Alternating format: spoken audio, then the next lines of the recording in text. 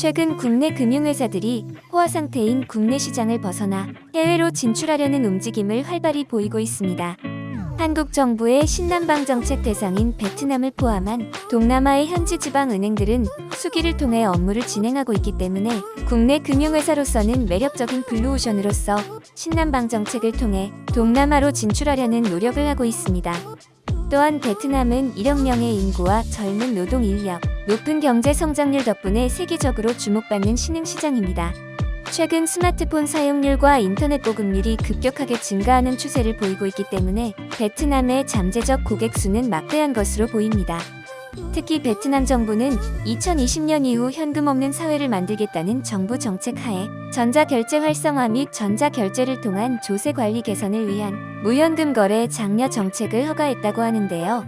중국의 IT 공룡들인 바이두, 알리바바, 텐센트 등은 동남아 금융시장을 장악하기 위해서 막대한 규모의 자본을 투자하고 있다고 합니다.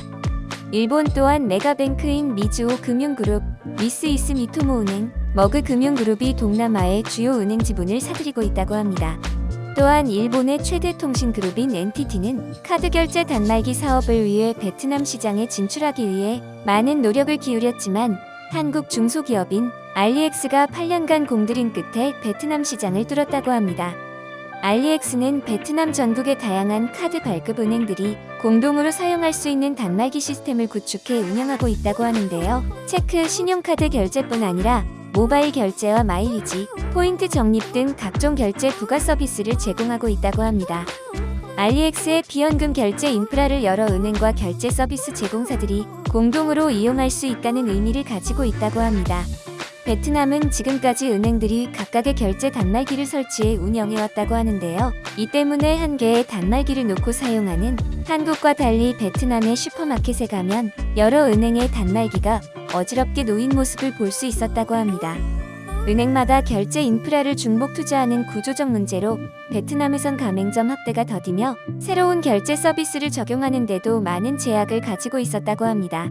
한국 기업인 알리엑스는 이를 보고 공동 카드 결제 단말기 사업을 추진해 한국처럼 하나의 단말기로 다양한 은행의 카드 결제를 가능하게 만들었다고 합니다. 베트남에 사무소를 설치하고 6년간 지속적인 시장 조사와 적극적인 참여 의지를 보여 베트남 정부의 신뢰를 얻는 데 성공한 알리엑스는 올 3월 정식 서비스를 출시했다고 하는데요. 2025년까지 베트남 전국의 공동 결제 단말기 100만 대를 보급할 계획이라고 합니다. 박병건 알리엑스 대표는 한국에서는 익숙한 카드 결제나 모바일 결제가 베트남에서는 아직 대도시 일부 가맹점에서만 제한적으로 사용할 수 있는 상황이라고 말하며 베트남 비현금 결제 시장 전체를 놓고 보면 인프라에 대한 중복 투자를 개선하고 베트남 일부 대도시에 국한된 비현금 결제 수용 가능점을 전국으로 확산시킬 수 있다는 점을 강조해 베트남 정부의 지원을 얻을 수 있었다고 말했습니다.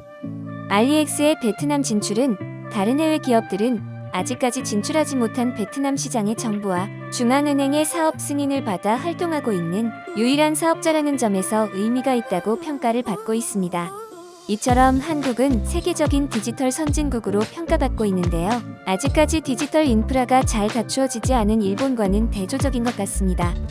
일본은 최근 코로나 사태로 최악의 행정력을 보여주었는데요. 아직까지 도장을 쓰고 있다거나 사이버 보안 장관이 USB라는 단어를 모른다는 심각한 상황을 연출하고 있습니다. 사이버 보안 장관이자 도쿄올림픽의 총괄 책임자인 사쿠라다 요시타카는 USB 관련 질문에 나는 컴퓨터를 사용해 본 적이 없으며 25살 이후로는 비서들이 컴퓨터 관련 일을 했다.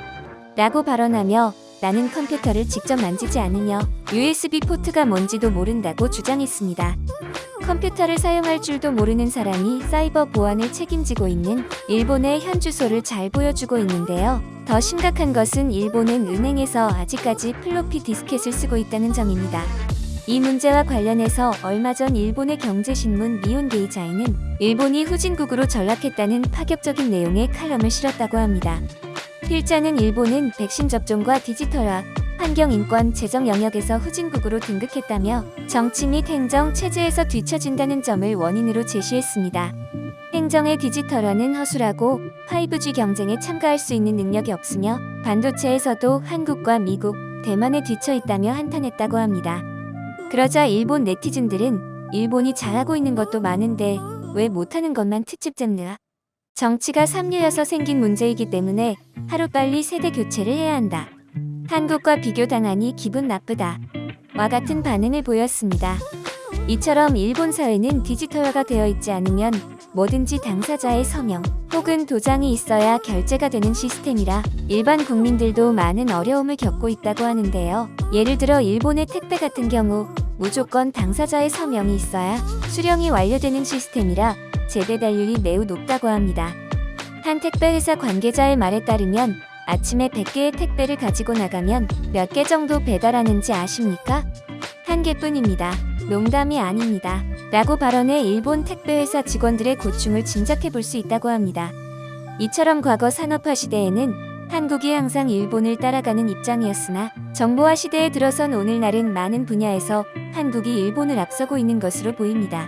일본은 코로나 위기 속에서도 팩스로 정보를 교환하고 재택근무 와중에도 도장을 찍기 위해 회사에 출근해야 하는 근무 환경을 보유하고 있습니다. 더 나아가 저출산 고령화로 노동 인구가 감소해 일본 국내 시장이 위축되자 기업들이 설비 투자를 줄이고 그 결과 IT 활용도가 떨어지며 생산성이 낮아지는 악순환이 반복되고 있다고 합니다. 4차 산업혁명의 시대를 맞아 한국의 금융기업들도 블록체인, 로보어드바이저, AI 등 신기술을 활용해 세계 시장에 진입하는 혁신을 세우면 좋을 것 같습니다. 한국은 언택트 시대를 맞아 온라인 커머스, 미디어 컨텐츠, 화상회의 등 원격 솔루션 분야에서 오히려 코로나 이전보다 더 큰 성장을 기록했다고 하는데요. 한국이 IT 분야뿐만 아니라 모든 산업 분야에서 일본을 앞지를 수 있는 날이 오기를 기원합니다. 지금까지 소식 채널 K였습니다. 재미있게 보셨다면 구독과 좋아요 부탁드립니다.